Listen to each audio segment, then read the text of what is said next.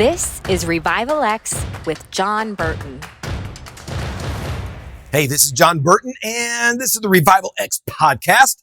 I am glad you're here. We're going to dive into the city church model. There are people out there that they're asking questions. Well, what in the world is the city church model? What does that have to do with revival? And what does that mean for the church as we know it today? And I'll start by letting you know that church as we know it today is about to be completely turned upside down. There's not going to be really any comparison to what we have now to what is coming, and it's going to be massive. I encourage you to check out my book, The Coming Church.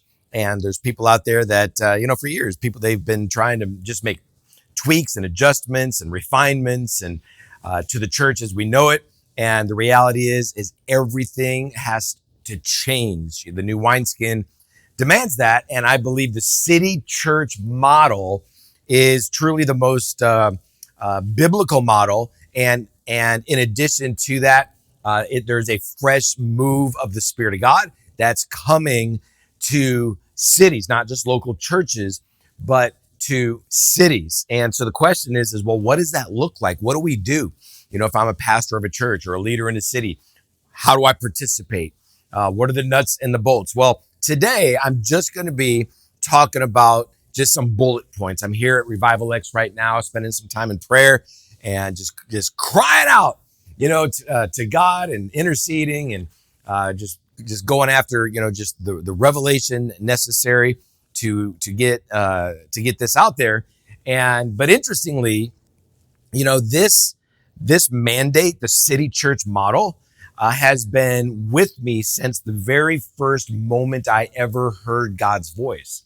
And it was back in Dayton, Ohio. And God just absolutely blew me up. And he said, John, I've called you to take a city. And I'm like, well, what in the world is that? What does that even mean? He immediately gave me Joshua 3:5, consecrate yourselves, for tomorrow the Lord will do wonders among you. And so that's been my life verse. And, I understand that the whole idea of, he's called me to take a city, that can sound maybe presumptuous. I don't know.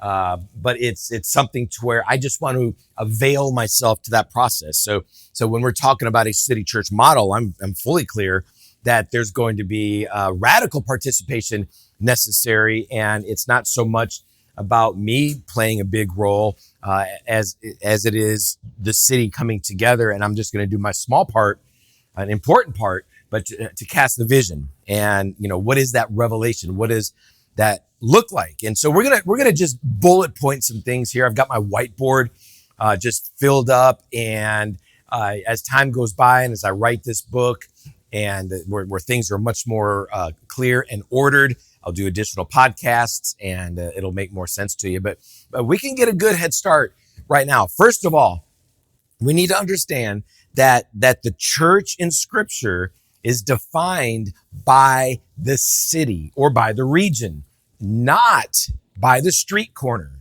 And and I'll tell you this, there's a lot of maybe offensive or challenging or irritating points that I'm going to deliver for those that are really hanging on to the way things have been going. And so we need to see a radical shakeup. And part of that is an understanding that the local church is not the end all be all. It is simply a part of the bigger picture. And so we're going to see a significant reorganization, a redefinition of the local church. The local church is very important, but it's going to look very, very different when the city church model truly comes into effect. We need to allow, pastors, hear me, we need to allow God to bring such radical change that the result is the remnant church. And so the biggest struggle I think a lot of churches will have is that most people will not buy into the new wineskin. They won't. It's too challenging. It's too offensive. It's not their grandma's church. It's not what they want. And so it'll be very, very challenging. So they'll end up jumping ship, many of them, and just going to find some traditional church somewhere else that isn't buying into this reformed model that is coming. And so you've got to be okay with that. You've got to be okay dropping from 300 people down to 30. You've got to be okay with that. Pastors, you have to be okay with that. And you need to trust the Lord. And where's, the money's going to come maybe from a different source. So, hey, maybe you need to get another job. There's all sorts of, I know there's dynamics involved, and you need to weather the storm, weather the accusations of you've lost your mind. But that's a big, big part of it. And so then from that point, well, what's the big vision? Here it is. Every single local church, ministry, home church in a city is going to be focused on one thing and one thing alone in terms of a primary focus. That's revival. That's revival. I'm not talking about revival meetings. I'm not talking about tent revivals. Those are great. I'm not talking about that at all. I'm talking about the definition of revival, which is biblical normalcy. So it's to see a biblically normal city church experiencing what we're supposed to be experiencing, saying the things we're supposed to be saying, doing the things that we're supposed to be doing, advancing the way we're supposed to be advancing.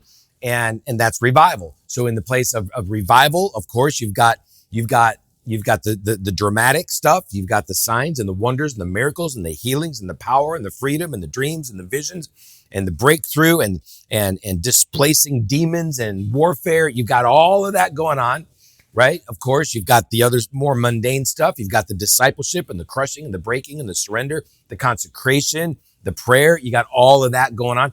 And so the goal is citywide revival. So when people hear about, for example, I'm in Branson, Missouri. When people hear about Branson, Missouri, they're immediately, as this thing develops, they're going to immediately think of revival on a city level. They're not necessarily going to think of a specific church or a specific leader. Maybe there will be some people that will rise to the occasion and will give some unique leadership. Certainly that'll happen. But really, they're going to be thinking about revival, the biblical normalcy. Wow, the Bible is alive in Branson, Missouri. And so the goal is citywide revival. We are going to see, and again, a lot of these are bullet points, and the order's not perfect, so I'm going to be jumping around a little bit. But we're going to be moving from generalist, which most pastors are today, to specialists. So instead of redundancy, oh my, redundancy, you don't have McDonald's putting up a restaurant on one corner of an intersection and also on another corner of an intersection. It makes no sense. Makes no sense at all, right? They don't do that. And the church does. Why does the church do that? And so we need to see the redundancy eliminated. So now the church that's on this corner is going to have a specific focus, for example, in teaching unto revival and doing that and equipping and training. And then the church on the other corner, they're going to be as an example, they're going to be very focused on evangelism and training and equipping in evangelism specifically, right? And so, but then these two churches, they're going to collaborate along with many other churches in the city. And so we're going to have churches that are specialists, but again, all going toward the same goal. So individual local churches, home churches, ministries, they will have a very significant personalized focus, yes, but they will not be an end to themselves, right? Their focus is not on their own local church growth. They're not focused on that. Their focus is on what do we need to do on a city level, okay? And I'm going to get into it in a moment, but there will be some really spirit-driven structure. So we're going to have apostolic, prophetic leaders that will be communicating to the other leaders, to the home church leaders, to the local church leaders in the city. And this is what the Lord is doing. This is prophetically what we're picking up on. What are you picking up on? Okay, good. There's some confirmation. And so every pastor, every leader in the city, this is the focus for the month. And all of us, be training in the same things, be equipping in the same things, be praying in the same direction. So all of us in the city are doing the same thing. So we're not going to be generalists, but we're going to be specialists. We're going to see pastors. This is going to be a very difficult thing for a lot of people. For some reason, we don't see the word, pastor in scripture, but one time. But for some reason, pastors are what you call leaders of churches, and we're going to see. I believe we are overpastored in so many ways in this nation, and everything is about a pastor trying to do everything. Again, being a generalist, trying to do everything for somebody. And it's a dysfunctional system. And so pastors are going to be they're going to be yielding to apostles and prophets. They're going to be, they're going to be taking a smaller role, more appropriate role, and a very important role. And they're going to be nurturing. They're going to be shepherding. They're going to be doing that stuff on a smaller scale. But then the big vision stuff and the advance toward revival and all of that, there's going to be some different structures in place to see that happen. And apostolic, prophetic leaders of the city, wherever that city is, they're going to be giving some instruction in that area. So pastors, instead of being the leader, now they're going to have there's a clear chain of command, just in terms of having this life-giving approach toward advancing as a single unit in the city.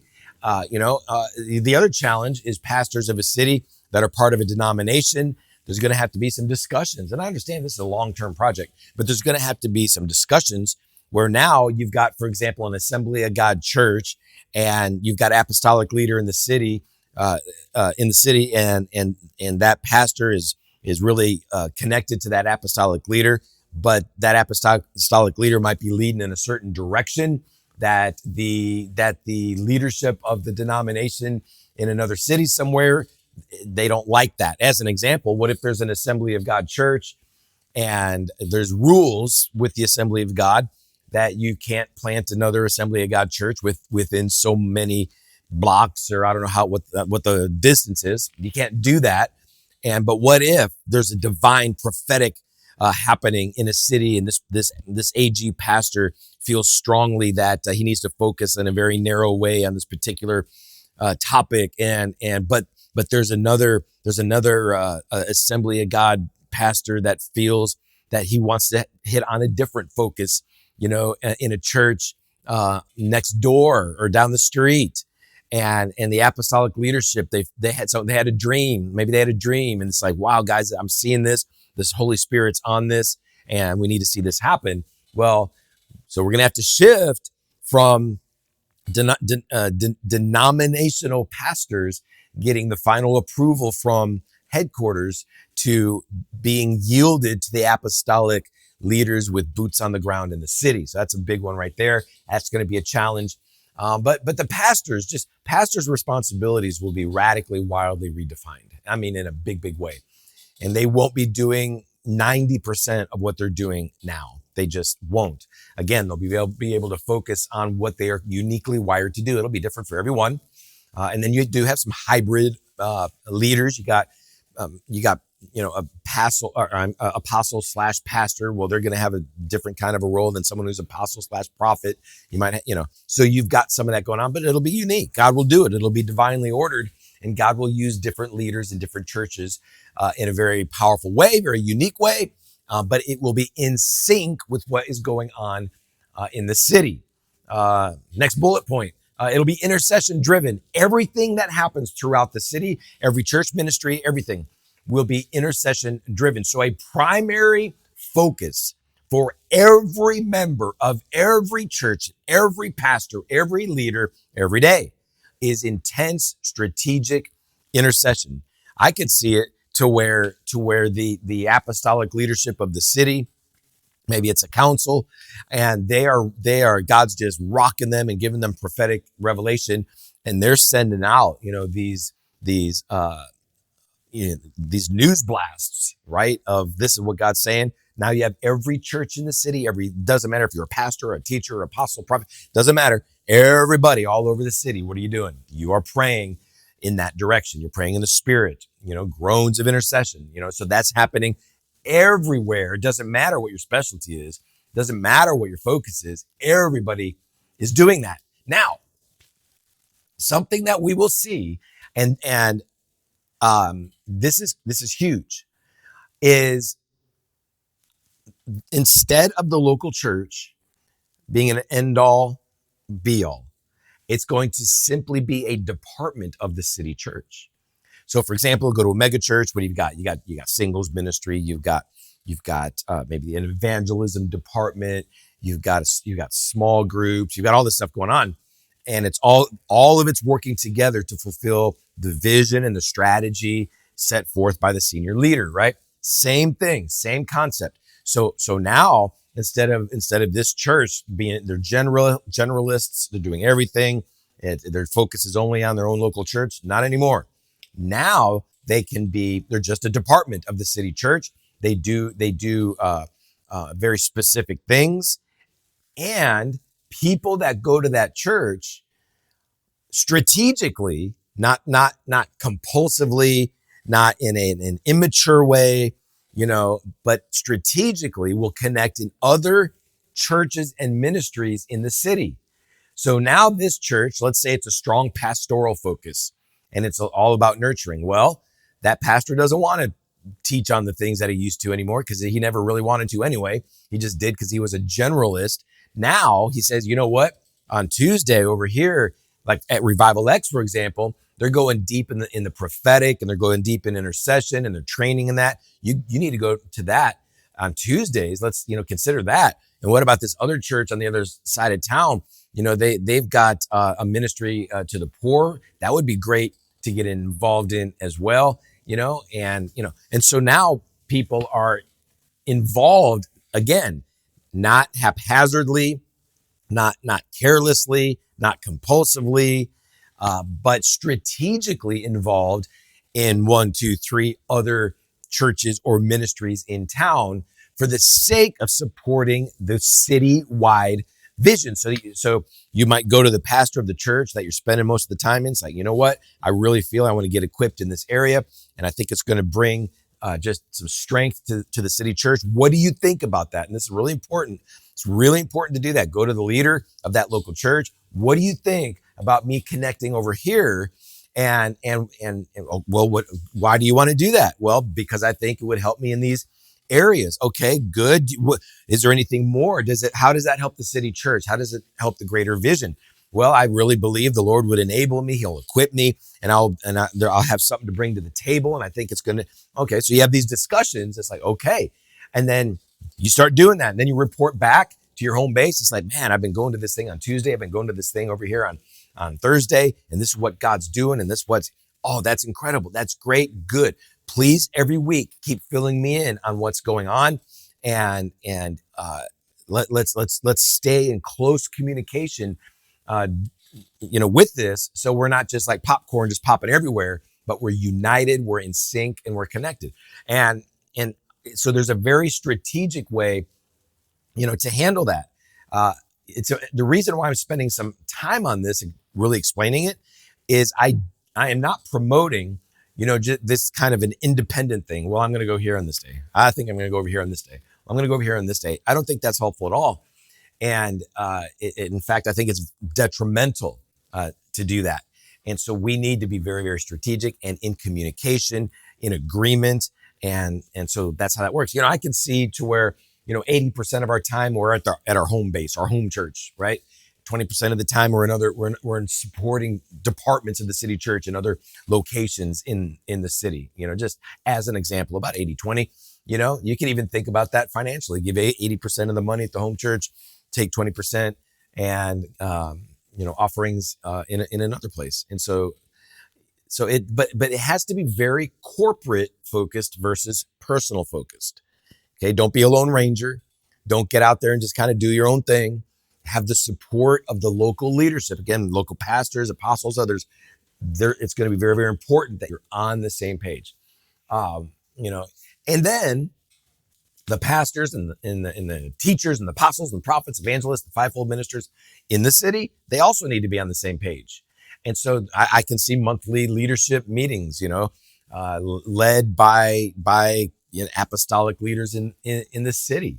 And then everyone's going to make sure that all the teaching and the programs and the events and the prayer and everything, it's all It's in sync. It's calibrated. We're all moving in the same direction. We're going to have a big citywide event every month. So when we come to the citywide event, we're all going to be on the same page. We're going in the same direction. People are going to feel the unity. They're going to feel the strategy. They're going to feel the presence of God. They're going to feel that. They're going to experience that. So I see city leaders meeting on a regular basis every single month. I think that's going to be very, very important. The leaders in the city, or at that particular meeting, they could say, you know what, I've got people in my church and they're attending, Pastor Bill's church over here and Prophet Joe's church over here, and on these particular nights. And I've got to tell you, they're getting trained and equipped. I'm seeing them grow. They're coming back, to our place. And I see the strength, and I see the common vision, and I see that. And so there's reporting. And I think it's a powerful, powerful way to advance the city church. We've been involved in something called secret prayer in Detroit and Colorado Springs. I've talked about it a lot. I think we need to have that be a significant part of what's going on in the city. What we would do is every Friday night from 10 to midnight, we were in over 170 different churches. Every week we'd be in a different church. We would pray in tongues for 2 hours. Powerful. Sometimes we'd have 25 people. Sometimes we'd have 250 people. And it would the roof would explode off that place. Different church every single week. So I see in cities as a part of the city church model to where, for example, every Friday night, no church is doing nothing. Whatever time you want to choose, 10 p.m. is a good time because nobody's doing anything anyway, right? 10 p.m. to midnight. And so the whole city comes together in a citywide prayer meeting, however that works. Sometimes we would be in a church that held maybe 50 people. We have 250 people show up. It was not a problem. We would pack in that place, and others would be outside prayer walking the city, the neighborhood around that place. So we can have 1,000 people show up to a church that holds 100, and it'll work. And so that's part of it. Part of the city church model is everybody in the city coming together in a different location every single week and praying on fire. I wrote a book titled Revelation-Driven Prayer. I see revelation-driven churches, a revelation-driven city church where it's very prophetic. God speaks, we respond, we advance. We're prayer walking, taking dominion, pushing out the enemy, tearing down strongholds. And so again, just a lot of bullet points here. Strong governmental leadership, very, very important, as opposed to just the old school way of doing things. Church as usual is over. It's done. And, I see a school of fire. Of course, we have the school of revival here at Revival X, but just a centralized, whether it's here or somewhere else, for example, here in Branson, I don't care, but a centralized place where leaders, pastors, intercessors, prophetic people, hungry people, really anybody in the city, the remnant church, they know that every Saturday afternoon that there's equipping, and they can go and they get equipped at the School of Fire, School of Revival. And so now we've got a very strategic equipping that's going on, that's equipping people all over the city. So now everybody in the city is getting equipped in largely the same way, hitting on the same things. And so this is not a diplomatic thing or an ecumenical thing either. That's very important to understand. It's unapologetically spirit-filled. Of course, great grace on brothers and sisters who are not spirit-filled, but in terms of advancing the city church model, it must be spirit-filled, spirit-driven. There's no other way to do that. We can't do it any other way. And so, this just some examples, quick points of, what does this look like? And I know this presents the opportunity for many more questions than I've given answers, and a lot. And I would actually invite those questions. I would love it. It would help me so much because I'm writing this book. I've been carrying this vision for, 25 years, about 25 years. Wow. I'm trying to think. Yeah. And it's just rocked me. And I would love your feedback. What are your questions? What are your concerns, your thoughts, what types of issues do you see? What did I not address in this really kind of a random podcast, what some of the things the Lord has revealed to you. I would love to hear that. It would be very helpful as I'm writing the book, and it would present some things to me maybe that I'm not thinking about. And if you need clarity on something, that would be awesome too. So just contact me. You go to burton.tv/contact and or revivalx.tv/contact. Either one of those. It's going to go right to me, and I'm going to get this out on social as well. If you're on social, you're listening, please just respond right there, and we can have a conversation. But what do you think? What do you think about the city church model? This upcoming book project titled "Fire Will Fall." Why do I title it that? Because I believe when the city church is functioning, that we will then be able to see revival launch, and we'll then be able to see revival sustained. There will be the strength to sustain revival. And I think it would be super cool if someday I would be able to write a book titled "Fire Did Fall," and after everything is done. And so, all right, there you go. I'm excited about it. It's a big project. I'm not presuming that I'm going to, I don't know, even see it in my lifetime. But if I can get this stuff out there, and if we can get a head start on it, you never know. What if it did happen in the next few years? What if there was a model city somewhere in the nation that they actually went for it? Wow, that would be incredible. So there you have it. Can't wait to hear from you. Thanks for listening, and we'll talk to you next time. Thank you for listening to Revival X with John Burton. You can access media, read articles, and partner with the ministry at revivalx.tv. And share this podcast with those who are hungry for revival, reformation, and revolution.